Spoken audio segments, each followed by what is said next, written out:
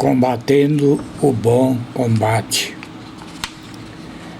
O maior engano da nossa era não é a negação de Deus, mas crer que a vida humana é um grande centro hoteleiro projetado para o lazer, o descanso ou o entretenimento, quando na realidade é um campo de batalha.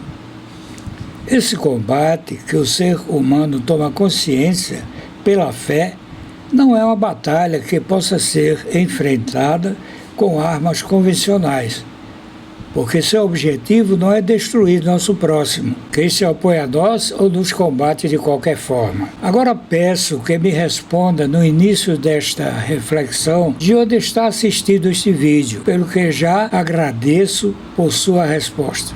Atente para o que vou considerar, pois terá impacto em sua maneira de ver coisas importantes relacionadas à sua vida espiritual. Vou me referir a algo muito diferente do que não poucos prometem enganosamente. Embora não possamos vencer essa batalha, objeto desta nossa reflexão sozinhos, mas apenas usando armas espirituais que Deus nos deixou, onde o foco é a coragem necessária a cada um para fazer face a esse embate de reconhecer suas próprias limitações. O seu ego, que se avoluma como um gigante em seu peito, seu orgulho, sua vaidade, sua hostilidade, egoísmo, exemplos de obstáculos em nosso caminho ao atravessarmos o vale que constitui o percurso de nossa passagem por este mundo. Deixo agora uma pergunta para você,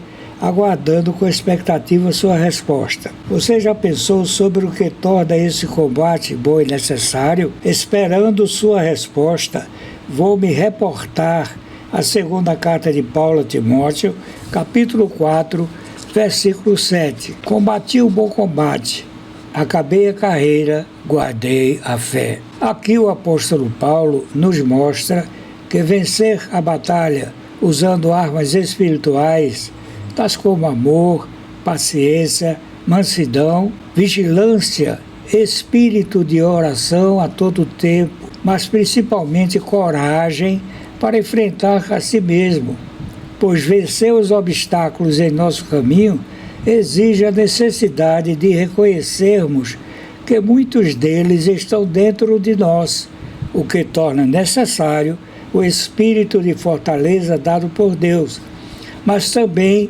nossa receptividade aos ensinamentos do nosso Senhor e Salvador Jesus Cristo, de como bons soldados obedecermos incondicionalmente ao comando do Senhor dos Exércitos. Somente assim fecharemos as brechas como ponto de ataque do adversário de nossas almas, que nos ronda buscando exatamente esses pontos vulneráveis para nos atacar e devorar. São os gigantes que a todo tempo nos arrastam à mercê da acomodação, do desânimo, de sermos rápidos em julgar os outros, mas geralmente cegos ao não perceber a trave em nossos olhos. Necessário é, portanto, encarar as próprias limitações, negando-nos a nós mesmos, pois muitos não suportam ser contrariados. Sobre esse aspecto, nos disse Jesus Cristo em Lucas capítulo 9, versículo 23. E dizia a todos: se alguém quer vir após mim, negue-se a si mesmo, tome a cada dia sua cruz e siga-me.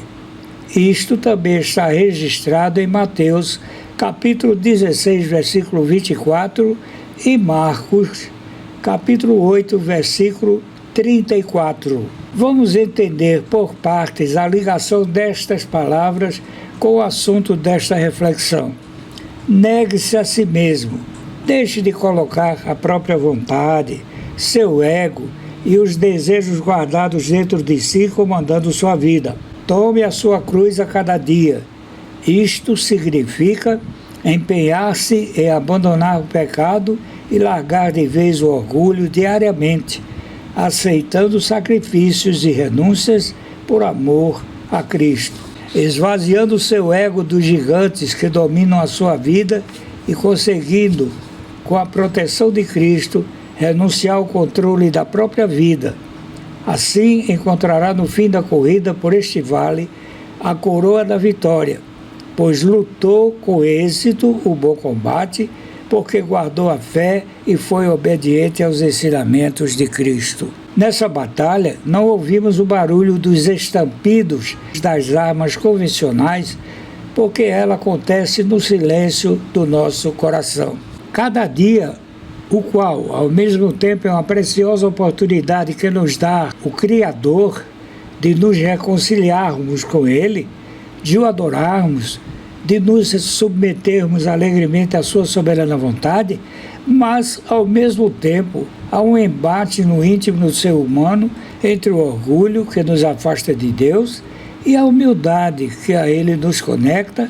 A revolta frente ao sofrimento contrapõe-se à paciência, a facilidade e rapidez com que julgamos o nosso próximo opõe-se ao perdão que cura a alma. Cada dia, o qual, ao mesmo tempo, é uma preciosa oportunidade que nos dá o Criador de nos reconciliarmos com Ele, de o adorarmos, de nos submetermos alegremente à sua soberana vontade, mas, ao mesmo tempo, há um embate no íntimo do ser humano entre o orgulho que nos afasta de Deus e a humildade que a Ele nos conecta.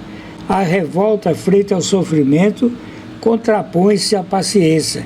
A facilidade e rapidez com que julgamos o nosso próximo opõe-se ao perdão que cura a alma. Agora, vou dizer a você porque o combate espiritual é bom, porque seu objetivo é a edificação do ser humano e não sua destruição.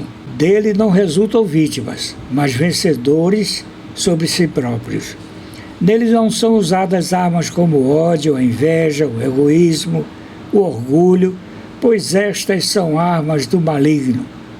Todavia, nesse combate, resistindo contra nossas fraquezas ou tentações, usamos armas que nos concede o Criador, as armas da luz, a verdade, não a mentira ou hipocrisia, a justiça, não a parcialidade ou tendenciosidade, a fé, não o desânimo, a descrença, a sinceridade. Dele não resultam vítimas, mas vencedores sobre si próprios.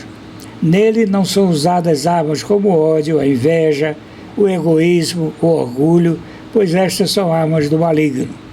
Todavia, nesse combate, resistindo contra nossas fraquezas ou tentações, usamos armas que nos concede o Criador, as armas da luz, a verdade, não a mentira ou hipocrisia, a justiça, não a parcialidade ou tendenciosidade, a fé, não o desânimo, a descrença, a sinceridade e a oração, vigiando sem cessar e permanecendo em espírito de oração, usando a armadura de Deus, composta do cinto da verdade, da couraça da justiça, do capacete da salvação, do escudo da fé, com o qual podemos apagar todos os dardos inflamados do maligno, tendo os pés calçados na preparação do Evangelho da paz e empunhando a espada do Espírito, que é a palavra de Deus. Nas passagens bíblicas já citadas, como Mateus 16:24, Marcos 8:34 e Lucas capítulo 9, versículo 23, Jesus corrigiu Pedro, mostrando que o caminho do reino de Deus exige sacrifício, renúncia e não glória terrena ou conveniência de cada um, mas a batalha que Jesus, como 100% homem, enfrentou por amor a nós, substituindo-nos no madeiro, contrariou as expectativas de Pedro, que esperava, a exemplo do povo judeu em geral, um Messias político e conquistador que, em combate convencional, libertasse Israel do jugo do Império Romano. Por este motivo, o povo judeu rejeitou o Messias e ainda o aguarda em sua maioria, não crendo que ele já veio. Na cruz, Jesus Cristo, cumprindo toda a lei dada por Deus a Moisés e o plano de salvação concebido pelo Pai desde os tempos da eternidade, veio em carne, concebido na Virgem Maria por ação do Espírito Santo, pois está escrito em Romanos capítulo 3, versículo 10 a 12 e versículo 23, onde lemos: como está escrito, não há um justo, nenhum sequer. Não há ninguém que entenda, não há ninguém que busque a Deus. Todos se extraviaram e juntamente se fizeram inúteis. Não há quem faça o bem, não há nenhum só. E a lei de Deus exige a morte de um ser humano imaculado para com seu próprio sangue pagar o que para nós é impagável, nosso débito diante da perfeita justiça divina. Na cruz, Jesus esmagou a cabeça da serpente e venceu a morte. Ele nos deixou armas espirituais e orientação do Espírito Santo para que consigamos vencer nossas fraquezas, dando-nos armas espirituais, ensinamentos e mandamentos para, sob seu comando, o Senhor dos Exércitos nos conduzir à vitória, guardando o dom da fé que Ele nos dá, alimentada por sua palavra. Portanto, somente em Cristo somos mais que vencedores, conforme Romanos capítulo 8, versículo 37. Mas em todas estas coisas somos mais do que vencedores, por aquele que nos amou. Isto significa, conforme Paulo ensinou, que os fiéis enfrentavam a morte constante por sua fé, não concebendo, aceitando a ideia de vida cristã, sem dor ou sem lutas. Ser mais que vencedor não se trata de conquistas materiais ou fama mundana, mas de vitória espiritual profunda contra a separação de Deus pela negação de si mesmo, obediência incondicional ao Senhor Jesus, usando as armas que nos deixou para lutarmos o bom combate. O apóstolo trata sobre as dificuldades da vida como tribulações, angústias, perseguições, fome, apontando que nada pode nos separar do amor de Cristo. Ele nos deixou, com seu ensinamento, as armas não convencionais com as quais podemos combater o bom combate, deixando-nos espírito de fortaleza que nos capacita a lutar com as armas do amor, da humildade, da justiça, da honestidade, com as quais vencemos os gigantes do egoísmo, do desamor, da incredulidade, brechas que constituem flancos abertos para o ataque dos principados, potestades, das hostes espirituais da maldade nos espaços celestiais. Nós não estamos livres de problemas, de lutas em nossa passagem por este mundo, porém, vencemos o inimigo das nossas almas, que está no comando das forças das trevas, com a força que vem de Cristo, porque a vitória não depende de nossa força, mas do amor de Jesus Cristo por nós, capacitando-nos a usar as armas espirituais para que possamos vencer a nós mesmos, derrubando o gigante do ego em nosso coração. Assim está escrito em Efésios, capítulo 6, versículo 12. Porque não temos que lutar contra a carne e o sangue, mas, sim, contra principados, contra as potestades, contra os príncipes das trevas deste século, contra as hostes espirituais da maldade nos lugares celestiais. Porque a batalha espiritual dos cristãos não consiste em lutar contra a carne e o sangue, mas contra forças invisíveis que nos rodeiam buscando flancos abertos, os quais são os gigantes que estão em nós mesmos. Deus permite as dificuldades, tempestades e combates em nosso caminho para o nosso bem, fortalecendo a nossa alma para alcançarmos em Cristo a vitória definitiva contra o mal. Pergunte a si mesmo: tenho usado mais empenho em mudar as pessoas à minha volta com meus próprios recursos, as armas humanas, ou vigiado e orado, tomando a minha cruz, ou seja, enfrentando o combate com as armas espirituais que Jesus Cristo me deixou? Tenho reagido com orgulho e impaciência na família, no trabalho, no contato com o público, ou tenho usado armas espirituais como perdão, mansidão e honestidade? Meu coração, diante das injustiças e decepções próprias desta vida, tem se tornado frio, cínico e amargurado? Ou tenho conseguido guardar a fé e praticar sincero amor? Quando uma antiga fraqueza me faz cair, sou paralisado pela culpa e desânimo? Ou tenho a humildade de me levantar, pedir perdão a Deus e retornar ao combate a cada dia? Consigo voltar-me em silêncio, isolando-me em reflexão em meio à agitação diária do mundo, para ouvir a voz de Deus e avaliar minhas reais intenções, ou estou fugindo da batalha interior, levado pelos enganos deste mundo? Será que o meu desejo de vencer na vida espiritual é para me sentir superior aos outros, a mercê do orgulho espiritual, ou para me tornar alguém que reflita mais o amor e a luz de Deus? Ainda uma última pergunta para o seu autoexame.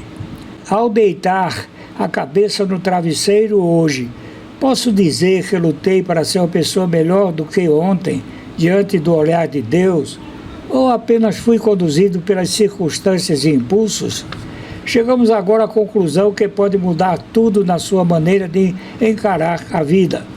Lutar o bom combate não é um ato único, mas uma opção diária que se renova a cada amanhecer. As questões apresentadas não têm por objetivo levar ao desânimo ou aniquilação pela sensação paralisante da culpa, mas reforçar a robustez da nossa alma com as armas espirituais no bom combate a cada dia. Frente ao campo de batalha neste vale pelo qual passamos, que nossa vida não seja a pretensão orgulhosa, mas a persistência na humildade que ao fim de cada dia, a despeito de cansados e com cicatrizes, possamos voltar nosso olhar para o alto com a paz no coração e declarar com convicção: a luta continua cada dia, mas a nossa fé está guardada. Assim sendo, com convicção, aguardamos a coroa da vitória. Ao meu Deus e Pai por Cristo Jesus, toda a honra, toda a glória, de eternidade em eternidade. Amém.